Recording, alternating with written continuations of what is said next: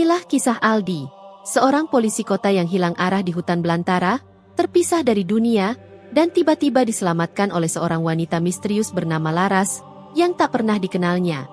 Namun di sanalah dia menemukan cinta sejatinya. Hingga Aldi memutuskan untuk meninggalkan kota dan hidup bersama Laras di hutan. Jangan lewatkan kisah penuh keajaiban, misteri, dan pengorbanan, ketika cinta mengikat dua dunia yang berbeda. Langit mulai menggelap. Matahari perlahan tenggelam di balik cakrawala barat, meninggalkan siluet pepohonan raksasa yang menjulang dan membentuk kanopi alami, menghalangi cahaya terakhir dari sang surya menembus dasar hutan. Gemerisik daun, suara burung malam, dan lolongan serigala yang sayup terdengar dari kejauhan, menjadi iringan langkah Aldi yang kian melemah. Ia seorang polisi, sedang menjalankan misi pengejaran terhadap sekelompok penjahat yang melarikan diri ke dalam hutan lebat ini. Awalnya ia tidak sendiri, ia bersama rekan-rekannya. Namun baku tembak di perbatasan hutan mengubah segalanya. Dalam kekacauan dan kepanikan, Aldi terpisah dari timnya. Tanpa sadar, ia terus melangkah masuk lebih dalam ke hutan yang belum pernah dijamah manusia. Hari pertama, ia masih optimis. Ia yakin bisa keluar. Tapi harapan itu cepat memudar. Tak ada arah, tak ada sinyal komunikasi, dan yang lebih buruk, perbekalannya hampir habis. Hanya tersisa sebotol air dan beberapa keping biskuit di saku. Malam pertama ia lewati dengan bersandar pada batang pohon besar. Angin malam menggigit kulitnya, tapi ia bertahan, berharap esok hari memberi jalan pulang. Hari kedua datang. Tubuhnya mulai menunjukkan tanda-tanda kelelahan. Makanan habis. Air tinggal setetes. Ia berjalan menyusuri semak dan ilalang, mencari sungai atau sumber air. Namun yang ia temukan hanyalah keheningan hutan yang pekat dan seakan tak berujung. Beberapa kali ia berpapasan dengan hewan liar, rusa, kera, yang langsung menjauh begitu melihatnya. Tapi saat ia melihat jejak cakaran besar di batang pohon, bulu kuduknya berdiri. Ada makhluk lain di hutan ini. Sesuatu yang mungkin mengawasinya. Dengan putus asa, ia mencoba bertahan hidup. Ia memetik dedaunan yang tampak tidak beracun, namun pahit dan membuat perutnya perih. Tubuhnya makin melemah. Langkah-langkahnya menjadi beban. Ia tahu, jika tak segera mendapat pertolongan, ajal bisa menjemput kapan saja. Hari ketiga, Aldi nyaris tak sanggup lagi berdiri. Pandangannya kabur. Napasnya berat. Ia berjalan tertatih, menggigil meski udara tidak terlalu dingin. Hingga akhirnya tubuhnya roboh ke tanah. Tak mampu bangkit lagi. Kesadarannya memudar. Dalam kabut antara hidup dan mati, ia melihat sosok samar seorang wanita. Rambut panjang, gaun hijau, mata yang bersinar lembut di bawah cahaya bulan. Lalu, gelap. Ketika membuka mata, Aldi terkejut. Ia tidak lagi di hutan. Kini ia terbaring di sebuah ruangan hangat berdinding kayu, dengan ukiran sederhana. Di bawahnya, alas tidur dari anyaman daun dan bulu hewan. Aroma herbal memenuhi udara. "Kamu sudah sadar?" Suara lembut menyapa. Aldi menoleh. Di sampingnya duduk seorang wanita cantik berambut panjang, mengenakan pakaian hijau sederhana yang membalut tubuhnya dengan anggun. Wajahnya memancarkan ketenangan. "Aku? Di mana?" Suara Aldi parau. Tenggorokannya kering. "Kau di rumahku," jawab wanita itu sambil tersenyum. "Aku menemukanmu di hutan dalam keadaan pingsan. Minumlah ini, akan membantumu pulih." Ia menyerahkan mangkuk kayu berisi cairan hijau keemasan. Aldi menatapnya ragu, tapi tubuhnya terlalu lemah untuk menolak. Perlahan, ia meneguk cairan itu. Rasanya pahit menyengat, namun kehangatan langsung menjalar ke seluruh tubuhnya. "Siapa namamu?" tanya Aldi pelan. "Laras," jawab wanita itu singkat. "Aku sudah lama tinggal di hutan ini." "Sudah lama? Sendirian?" Aldi mengerutkan kening, heran. Laras hanya tersenyum, lalu merapikan selimut Aldi dengan lembut. "Beristirahatlah dulu. Kau masih butuh waktu untuk pulih." Aldi ingin bertanya lebih banyak, tapi tubuhnya kalah. Kelopak matanya menutup kembali, dan untuk pertama kalinya setelah berhari-hari tersesat, ia bisa tidur dengan damai. Pagi harinya, Aldi terbangun. Tubuhnya jauh lebih baik. Rasa sakit berangsur hilang. Sinar matahari masuk melalui celah-celah dinding kayu, memberi kehangatan. Aroma rempah dan kayu terbakar menguar dari dapur. Dengan sedikit usaha, ia duduk dan menyandarkan tubuhnya pada dinding. Matanya menelusuri isi rumah itu. Sederhana tapi terasa nyaman. Ada rak kayu kecil berisi botol-botol ramuan, meja kayu dengan mangkuk berisi air, dan beberapa kain yang sedang dijemur. Ia menarik napas dalam-dalam. Untuk pertama kalinya dalam beberapa hari terakhir, ia merasa aman. Namun dalam benaknya, satu pertanyaan terus berputar. Siapa sebenarnya Laras? Tak lama kemudian, Laras masuk ke dalam ruangan, membawa semangkuk bubur hangat. Wajahnya tetap tenang, dihiasi senyum tipis yang seolah menyimpan makna tersembunyi. "Kau sudah lebih baik?" tanyanya lembut. Aldi mengangguk pelan. "Aku merasa jauh lebih baik. Terima kasih. Kau telah menyelamatkanku." Laras meletakkan mangkuk itu di pangkuan Aldi. "Makanlah. Ini akan membantumu pulih lebih cepat." Aldi menatap bubur hijau itu, beraroma herbal kuat, terasa asing baginya. Namun setelah semua yang Laras lakukan, ia tak punya alasan untuk meragukannya. Dengan ragu ia menyendok satu suap, lalu memasukkannya ke mulut. Rasanya pahit, dengan aroma rempah yang tajam, tetapi ia tetap menghabiskannya. Hari-hari berlalu. Aldi semakin sehat. Setiap pagi ia bangun dengan tubuh lebih bugar. Ia mulai berjalan-jalan di sekitar rumah kayu yang dikelilingi hutan lebat.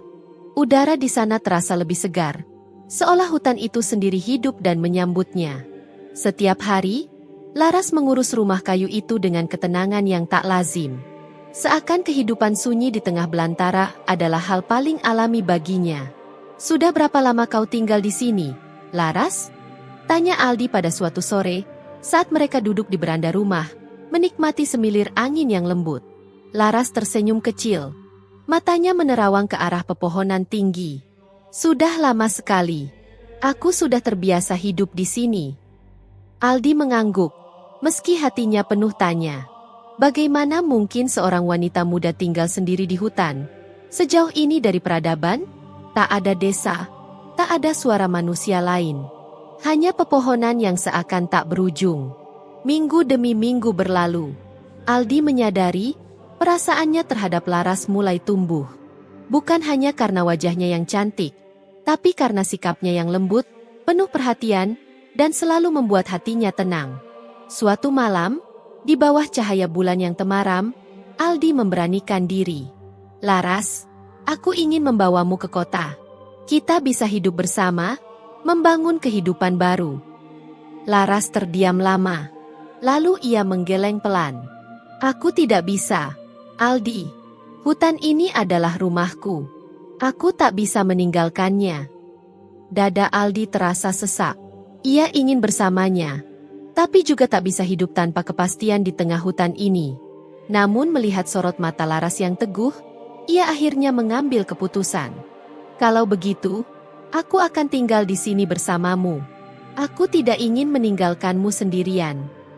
Laras menatapnya, matanya berembun. Ia tersenyum lembut. "Terima kasih, Aldi." Malam itu Aldi merasa bahagia. Ia yakin, keputusan itu adalah yang terbaik.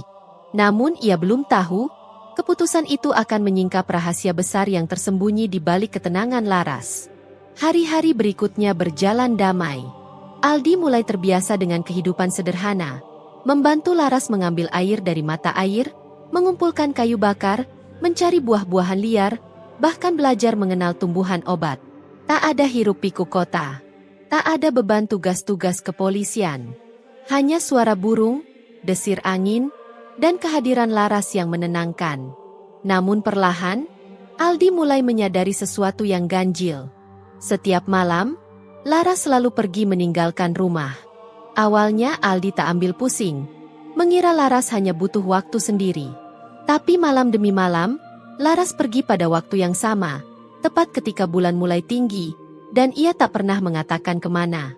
Suatu malam, Aldi bertanya, "Laras, Kemana kau selalu pergi tiap malam? Laras tersenyum tenang. Hanya berjalan-jalan di sekitar hutan. Udara malam membuatku merasa lebih tenang. Jawabannya terdengar wajar. Tapi ada nada dalam suaranya yang membuat Aldi gelisah. Seolah Laras menyembunyikan sesuatu. Rasa penasaran terus mengganggu pikirannya. Akhirnya, malam itu Aldi memutuskan untuk mencari tahu. Ia berpura-pura tidur, menanti hingga Laras meninggalkan rumah. Ketika langkah kakinya menjauh, Aldi bangkit dan mengikutinya diam-diam. Hutan malam terasa sunyi, nyaris mistis. Cahaya bulan membantu menerangi jejak langkah Laras. Aldi mengikuti dari kejauhan. Hingga akhirnya, Laras berhenti di tepi sebuah danau. Airnya tenang, memantulkan cahaya bulan yang keperakan. Lalu, sesuatu yang luar biasa terjadi. Laras berdiri tegak. Perlahan ia mengangkat tangannya. Tubuhnya mulai bersinar kehijauan. Aldi membelalak. Pakaian hijau Laras melebur menjadi sisik berkilau. Kulitnya berubah. Dalam hitungan detik, Laras telah berubah menjadi seekor ular besar, hijau zamrud, berkilauan di bawah sinar bulan. Aldi terpaku. Tubuhnya gemetar. Ia ingin lari, ingin berteriak, tapi tak mampu. Ular besar itu melingkar di tepi danau. Matanya berkilat seperti permata. Dengan gerakan anggun, ia masuk ke dalam air, berenang dalam diam seperti bagian dari ritual kuno yang telah berlangsung entah sejak kapan. Setelah beberapa waktu, makhluk itu kembali ke tepi danau. Tubuhnya perlahan berubah menjadi manusia. Laras kembali berdiri di sana, dengan wajah yang ia kenal, dengan ketenangan yang sama. Ia menatap bulan sejenak, lalu berbalik pulang. Aldi berlari lebih dulu ke rumah, jantungnya berdegup kencang. Ia langsung masuk ke tempat tidur, berpura-pura tertidur. Beberapa menit kemudian, Laras masuk ke dalam rumah. Aldi merasakan kehadirannya, tapi ia tetap memejamkan mata. Malam itu, Aldi tidak tidur. Pikirannya kacau. Ia mencintai Laras. Tapi bagaimana mungkin menerima kenyataan bahwa wanita itu adalah siluman ular? Dan kini, hanya satu pertanyaan besar menggantung di benaknya. Masihkah ia bisa bertahan hidup di hutan ini? Di samping Laras, setelah mengetahui kebenaran yang mengerikan itu, pagi itu, Aldi terbangun dengan kepala berat dan perasaan yang tak menentu. Pikirannya dipenuhi pertanyaan yang tak kunjung menemukan jawaban. Ia masih sulit menerima kenyataan. Laras, perempuan yang selama ini merawatnya dengan penuh kasih, bukanlah manusia biasa. Ia adalah siluman ular. Namun di balik keterkejutan itu, ada rasa lain yang tak kalah kuat, cinta. Selama ini, Laras telah hadir dalam hidupnya dengan kelembutan, perhatian, dan ketulusan yang nyaris mustahil dipalsukan. Tapi benarkah ia bisa mencintai sosok yang bukan berasal dari dunia manusia? Aldi duduk termenung di depan rumah kayu yang mereka tinggali. Hutan di sekelilingnya terasa lebih sunyi dari biasanya. Tak lama, Laras datang menghampiri, membawa nampan kayu berisi buah-buahan dan semangkuk ramuan herbal, seperti pagi-pagi sebelumnya. Senyumnya tetap lembut, seolah tak terjadi apa-apa. "Kau terlihat tidak sehat," ucap Laras sambil duduk di sampingnya. "Apa kau mimpi buruk tadi malam?" Aldi menatap wajah Laras dalam diam. Ia mencoba mencari kejujuran di dalam matanya. Selama ini Laras memang selalu penuh misteri. Ia tak pernah menceritakan asal-usulnya atau bagaimana ia bisa hidup sendirian di hutan. Tapi kini, Aldi tahu jawabannya, meskipun ia berharap semua itu hanyalah mimpi buruk. "Laras," suara Aldi berat. Ia menarik napas dalam sebelum melanjutkan, "Aku melihatmu tadi malam." Laras membeku. Senyum di wajahnya menghilang, digantikan oleh ekspresi terkejut dan cemas. "Aku melihatmu pergi ke danau dan aku melihat apa yang terjadi di sana." Keheningan menyelimuti mereka. Laras menunduk, jemarinya saling bertaut. Ragu dan takut, ia akhirnya berkata dengan suara nyaris berbisik, "Aku tidak berniat menyembunyikannya darimu, Aldi. Tapi aku juga tak ingin kau takut atau membenciku." Aldi menghela napas panjang. "Jadi, itu semua benar. Kau bukan manusia. Kau siluman ular." Laras mengangguk pelan, masih menunduk. Aku telah hidup di hutan ini selama ratusan tahun, ujarnya lirih. Aku bukan manusia, Aldi. Aku bagian dari hutan ini, dan aku tidak bisa meninggalkannya. Aldi merasa dadanya berdegup keras. Sejak awal, ia memang merasakan ada sesuatu yang berbeda dari Laras. Tapi tak pernah ia bayangkan bahwa wanita yang kini begitu dekat di hatinya adalah makhluk dari dunia lain. Selama ini, kau berpura-pura jadi manusia? Tanyanya perlahan. Laras menggeleng. Tidak, aku tidak berpura-pura. Aku ingin merasakan hidup seperti kalian. Cinta, kedamaian itulah yang aku dambakan. Itu sebabnya aku merawatmu. Dan tanpa kusadari, aku mulai mencintaimu. Aldi. Aldi diam. Hatinya bergejolak. Ia tahu Laras tidak berbohong. Tapi menerima kenyataan ini tak semudah itu. Hatinya mencintai Laras. Namun pikirannya diliputi keraguan. Bagaimana kalau orang lain tahu siapa dirimu? Tanyanya akhirnya. Laras tersenyum tipis. Getir. Aku harus pergi. Manusia tidak akan bisa menerima keberadaan seperti aku. Itu aturan yang harus kupatuhi sejak lama. Aku tidak ingin melihat ketakutan di mata orang yang kucintai. Kata-katanya menghantam Aldi seperti badai. Maksudmu? Kita tidak bisa bersama. Suaranya bergetar. Laras menatapnya. Mata beningnya berkaca-kaca. Aku tidak ingin meninggalkanmu, Aldi. Tapi aku juga tak bisa memaksamu untuk menerima kenyataan ini. Aldi menunduk, memejamkan mata. Ia mencintai Laras. Tapi benarkah ia sanggup hidup dengan seseorang yang memiliki wujud lain di balik kecantikannya? Akhirnya, Laras berdiri perlahan. Aldi, aku akan pergi, katanya lirih. Karena kau telah mengetahui siapa aku tak bisa tinggal di sini lagi. Cepat atau lambat, kau akan membenciku. Aku tak sanggup melihat itu. Tidak, seru Aldi, terkejut. Aku tidak membencimu, Laras. Laras tersenyum, lembut namun penuh luka. Mungkin tidak hari ini, tapi suatu hari nanti, ketika kau mengingat siapa aku sebenarnya, hatimu akan berubah. Aldi ingin menyangkal, ingin meyakinkan Laras bahwa cintanya tak akan luntur. Tapi jauh di lubuk hatinya, ada ketakutan yang perlahan tumbuh, ketakutan yang tak bisa ia tolak. Laras mundur selangkah, menatap Aldi untuk terakhir kalinya. Terima kasih, Aldi, untuk semua kebahagiaan yang telah kau berikan padaku. Aku akan selalu mengingatmu selamanya.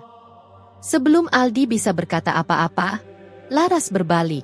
Langkahnya perlahan, penuh keteguhan. Dalam sekejap, tubuhnya menghilang di balik pepohonan. Seakan ia memang bagian dari hutan itu, dan telah kembali ke asalnya.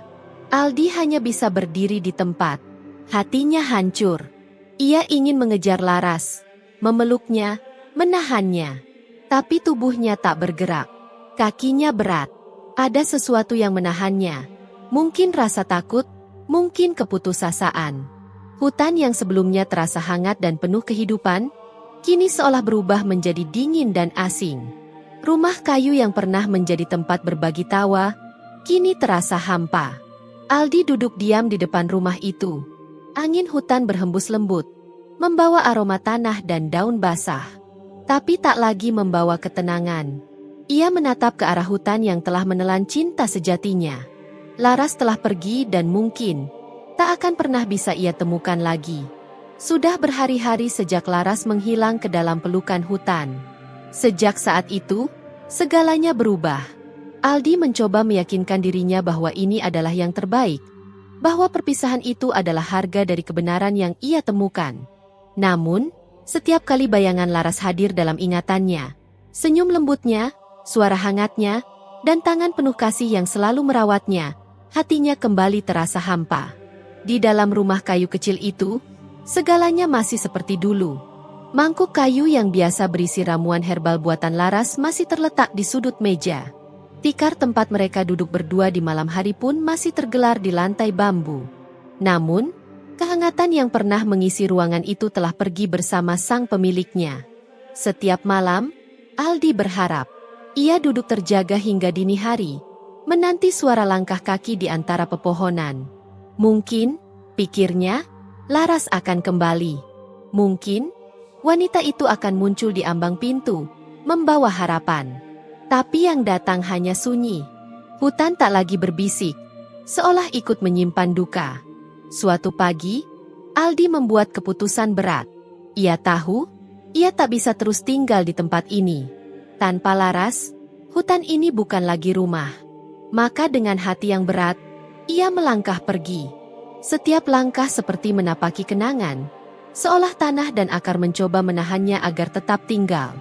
Namun Aldi terus berjalan, hingga tiba di tepi hutan. Ia menoleh sekali lagi, berharap melihat sosok Laras berdiri di balik pohon, tersenyum seperti biasa. Tapi yang ada hanya pepohonan diam dan bayangan kenangan. Laras benar-benar telah pergi. Dengan langkah gontai, Aldi kembali ke kota. Kehidupan di sana tak banyak berubah. Jalanan penuh kendaraan, suara klakson, dan manusia-manusia yang tergesa. Ia kembali menjalani tugasnya sebagai polisi, mencoba menyatu lagi dengan ritme dunia yang pernah ia tinggalkan. Namun jiwanya tertinggal di hutan. Setiap kali ia melewati taman atau sekadar melihat dedaunan jatuh di pinggir jalan, hatinya tersentuh oleh kenangan. Ia teringat pada malam-malam di bawah sinar bulan, pada tawa lembut Laras, dan sentuhan yang membuatnya merasa dicintai tanpa syarat. Dan pada suatu malam, Aldi bermimpi. Ia kembali ke rumah kayu itu. Bulan menggantung tinggi, memandikan danau dalam cahaya keperakan. Di tepi danau, Laras berdiri. Gaun hijaunya berkilau seperti dedaunan basah. Wajahnya masih sama. Cantik, lembut, dan menyimpan duka. "Aku merindukanmu," kata Aldi dalam mimpi itu. Laras tersenyum, tapi ada kesedihan di matanya. "Aku juga merindukanmu, Aldi. Tapi jalan kita berbeda." Aldi mencoba mendekat. Namun setiap langkah yang ia ambil membuat Laras perlahan menjauh. Seperti kabut yang larut diterpa angin pagi. Ketika Aldi terbangun, matanya basah.